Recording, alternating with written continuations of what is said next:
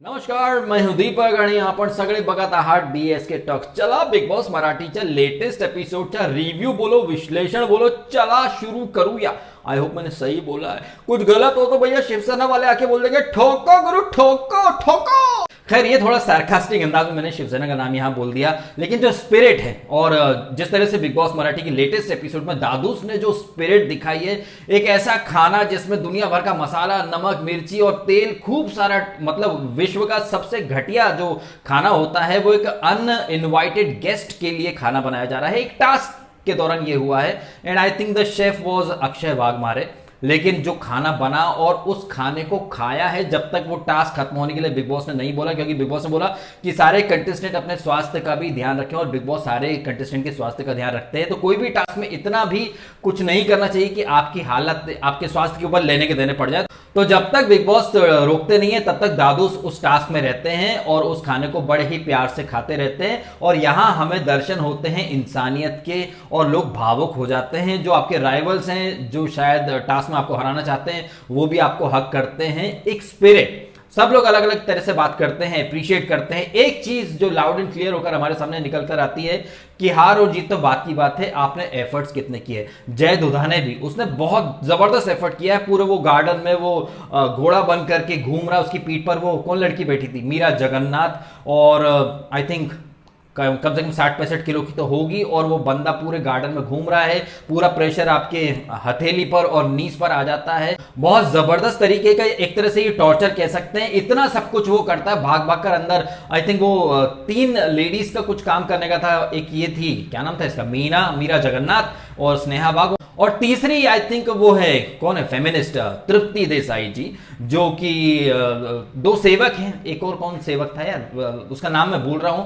विकास, हाँ शायद विकास होगा, विकास पाटिल. और ये था जय दुधा ने, जिनको कि सेवक बन के काम करना है. और बेचारा जय दुधा ने उसको इतना एक्सट्रीम लेवल से वो टॉर्चर करी कि चला मेरे को गार्डन की सैर करा चल के, अरे तू थक गया, तेरे को चलना पड़ेगा. मेरे को ऐसा लगता है कि उसने जो कुछ भी किया ना ते 110% रॉन्ग होते, ऐसा मला वाटते. बाकी आप भी बताइएगा कमेंट करके कि आपको क्या लगता है. जो भी था भाई वो सरासर रॉन्ग था, गलत था, ते सरासर चुकी है ऐसा मला वाटते, क्योंकि ये एक्सट्रीम लेवल का टॉर्चर था. जस्ट इमेजिन कीजिए यहां पर रोल रिवर्सल अगर हो जाते तो क्या कोई लड़की इतना टॉर्चर सह पाती. आपको टास्क करना है. यहां पर मीरा को कुछ लोग सपोर्ट करेंगे, कुछ लोग गलत बोलेंगे, लेकिन जिस तरह से वो एक तरह से ये इनह्यूमन हो गया था, क्योंकि उसके सामने जो जय के सामने जो लड़का था विकास पाटिल, वो तो कपड़ों पर इस्त्री कर रहा था, घर के काम कर रहा था, सामान वगैरह. लेकिन ये तो कुछ ज्यादा हो गया था ना. आपके ऊपर तकरीबन 60-65 किलोग्राम का वजन आपके ऊपर रखा है, आप गार्डन में घूम रहे हो, एक लिमिट होती है भाई. तो मेरा ये कहना है कि आप सामने वाले के साथ उतना ही टॉर्चर करो जो कि आप,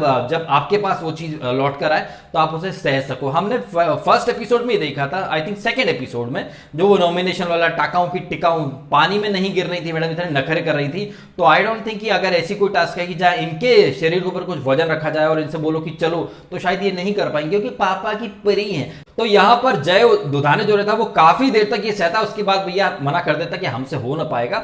हालांकि इसके बाद वो काफी गिल्ट के मोड में चला जाता है. घर वाले आके उसको समझाते भी, कंसोल भी करते हैं. और जय दुधाने साहब थोड़े इमोशनल भी हो जाते हैं. उनका इमोशनल होना लाजमी है, ठीक वैसे ही जैसे फुद्दू फरहान की अम्मी का नाम शब्बो आजमी, क्योंकि सामने जो था उनका इस टास्क में कंपटीशन, विकास जो लेडीज के कपड़ों पर इस्त्री कर रहा है, सामान इधर उधर रख रहा है, लेकिन इस बंदे ने तो भाई पीठ के ऊपर 60-65 किलो का वजन लेकर के चल रहा है. घोड़ा बनकर आदमी कब तक करेगा यार. लेकिन शरीर की भी एक लिमिट होती है, तो वो टास्क नहीं कर पाया और इसी वजह से वो रिग्रेट वाले मोड में भी चला गया. एनीवे, ये 2 दिन से टास्क चल रही है बिग बॉस मराठी हाउस में. चिवताई दार उगड़, बड़ा सा एक चिड़िया का सेटअप वगैरह लगा है और बैक टू बैक टास्क होंगी, जिसमें इस एपिसोड की शुरुआत में जो रिक्शा वाली टास्क चल रही थी, 2 बीघा जमीन, बलरा सानी साहब की अमेजिंग पिक्चर.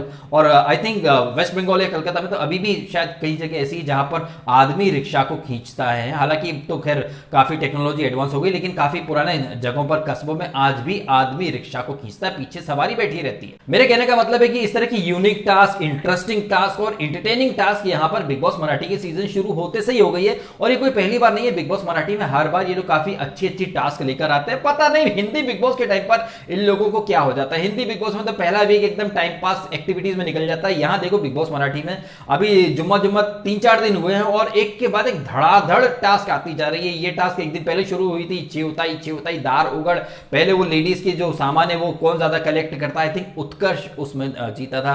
फिर ये रिक्शा वाली टास्क जिसमें आपको एक येलो कुछ वो एरिया ऐसा स्पेसिफाई किया गया है, ट्रैक बनाया गया है, वो आपको रिक्शा चलाना है, जो बंदा ज्यादा से ज्यादा राउंड लगा लेगा वो बंदा जीतेगा। और इतनी काफी लिमिटेड स्पेस में आई थिंक विशाल निकम कुछ 57 राउंड लगाता है और सामने अक्षय वाघमारे वो 51 राउंड लगाते हैं। यहां आपसी सहमति हो नहीं पाती है और टास्क के संचालक जो है संतोष चौधरी उर्फ दादूस वो विशाल को विनर मानते हैं। लेकिन घर में दो एक केकई है और एक मंथरा, मीरा और ये गायत्री, ये बहुत ज्यादा उछल रहा है भाई। ये इस सीजन के विलन डेफिनेटली बनेंगे और इस तरह के कंटेस्टेंट को मैं तो ज्यादा पसंद और सपोर्ट करता हूं नहीं। हालांकि आप लोग कर सकते हैं, अपनी अपनी चॉइस होती है, बट मुझे इस तरह के लोग जो थोड़ा नेगेटिव वाइब देते हैं जैसे कि गायत्री एंड मीरा बहुत ज्यादा सुपीरियोरिटी कॉम्प्लेक्स से भरे हुए हैं। ये चाहते हैं कि हर जगह सिर्फ इन्हीं को जहां मानो दूसरी ग्रेड हो तोहफा कबूल किया जाए, इस तरह की मेंटेलिटी इनकी कि ये बोले तो ही सही, ना खाता ना बही। तो ये मेंटेलिटी इसकी है मीरा की और गायत्री की, जो कि अपने रूल बनाते हैं कि नहीं वो ट्रैक आउट ऑफ ट्रैक था, ये था वो था।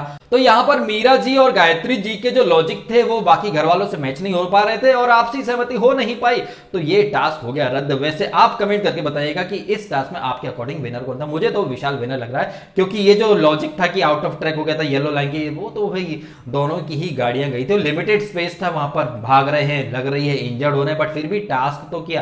टास्क में विशाल ने, जय ने और दादूस भाई ने दिल जीत लिया। अक्षय वाघमारे भी, जो कि उसने रिक्शा भी चलाया, फिर वो शेफ भी बना और एकदम घटिया खाना भी बनाया।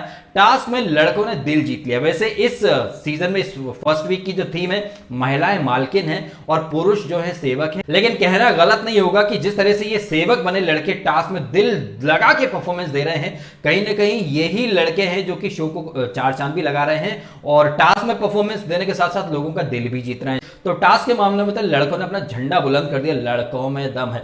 इन टास्क के अलावा घर में वही रोज का वही तू मैं चलती रहती है, जैसे कि एक एपिसोड पहले हमने देखा भी था खाने पीने के मामले में आविष्कार काम नहीं कर रहा, तो यहाँ सुरेखा जी भी नाराज होती है और वो कौन है, वो गायत्री, वो भी थोड़ा अपसेट हो जाती है, ब्रेकफास्ट क्यों नहीं मिल रहा, ये अंडा पोहा ये सब चलता रहता है। इसके अलावा फैमिली को मिस किया जा रहा है, वो स्नेहा वाघ जो कि इस शो की हीरोइन है और मीरा जगन्नाथ इस शो की विलेन बनने वाली है, तो एक सेटअप तैयार हो रहा है। स्नेहा अपने डैड को मिस भी करती है। बाकी टास्क के मामले में, एंटरटेनमेंट के मामले में और आर्ग्यूमेंट या फिर जो टास्क की स्पिरिट होती है, भाई यहां पर बिग बॉस मराठी ने स्टार्ट में ही इंप्रेस कर दिया है। और बिग बॉस हिंदी के ऐसे कई सारे सीजन है जहां पर काफी बोरिंग कंटेस्टेंट थे, काफी बोरिंग टास्क होती थी, लेकिन यहां चिवताई दार उगड़ करके एक के बाद एक, जैसे मुर्गी अंडा देती है, एक के बाद एक चिट्ठी आई जा रही है, उसमें जो लिखा वो आपको करना पड़ेगा, which is actually looking very interesting और काफी यूनिक भी लग रहा है कि एक के बाद कंटेस्टेंट को रेस्ट कर पाए, इसके पहले दूसरी टास्क आ जाती है और बहुत अच्छा लगता है ये देखने में। कोई थकान नहीं, ऐसा नहीं कि यार हमको नहीं करना, लोग कर रहे हैं, जी जान लगा रहे हैं। और ऐसे जो कंटेस्टेंट होते हैं जैसे दादूस हैं या फिर जय दुधाने या विशाल निकम, ये कंटेस्टेंट ऐसे होते हैं जो कि दिखाते हैं कि भैया यहाँ भले ही मेकर्स किसी और को जिताएं, लेकिन अगर हमें मौका मिला तो हम अपना इंप्रेशन जरूर छोड़ेंगे ताकि आगे लोग हमें याद करें कि भाई एक बंदा आया था जिसने, उसे पता था कि वो नहीं जीतेगा लेकिन उसने टास्क में अपना 210% दिया और कहीं ना कहीं लोगों के दिल में एक जगह बनाई। और ये छोटी छोटी चीजें मैटर करती है, आगे चल के बहुत बड़े बड़े काम भी मिलते हैं, लोग याद भी रखते हैं, ये सबसे बड़ी बात है। ट्रॉफी तो किसी खैराती को भी मिल जाती है। क्या कहना आपका, कमेंट अवश्य करें। और ये वीडियो अगर आपको अच्छा लगा तो इसको भी लाइक करना, कमेंट करना, शेयर करना और सब्सक्राइब करना डीएसके टॉक्स अगर आपने नहीं किया तो। एंड आपने समय निकालकर ये वीडियो देखा, आपका मनपासून खूब खूब आभार, धन्यवाद, थैंक यू।